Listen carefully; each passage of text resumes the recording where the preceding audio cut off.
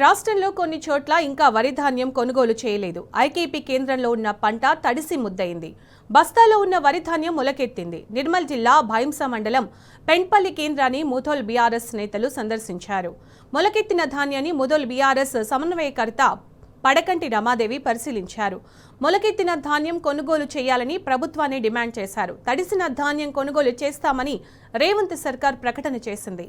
తమ ధాన్యం కొనుగోలు చేయడం లేదని రైతులు మండిపడ్డారు.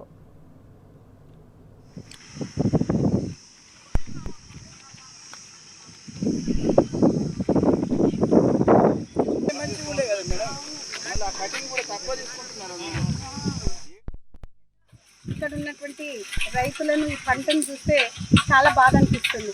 ఎందుకంటే అకాల వర్షాల వల్ల ఇవాళ ధాన్యము తడిచి ఇవాళ మొలకలెత్తిన పరిస్థితి ఏర్పడ్డది.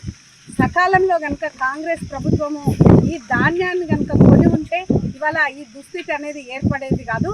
ఇవాళ వడ్లు తీసుకొచ్చి దాదాపు నెల రోజుల పైన అయినా కూడా ఇప్పటి వరకు కూడా ఎవ్వరూ వచ్చి కొనుగోలు చేసిన పాపాన పోవడం వల్లనే ఇవాళ రైతులు ఇంత నష్టపోయారు.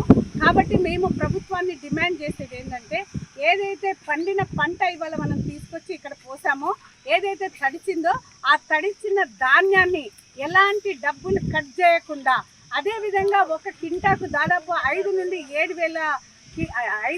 7 కిలోల వరకు ఇవాళ కట్ చేస్తున్నారు. కాబట్టి అది కూడా కట్ చేయకుండా మొత్తం ధాన్యాన్ని ప్రభుత్వమే కొనాలి, ఎలాంటి కటింగ్స్ పెట్టకూడదని చెప్పి ఇవాళ మేము బీఆర్ఎస్ పార్టీ తరఫున మేము డిమాండ్ చేస్తూ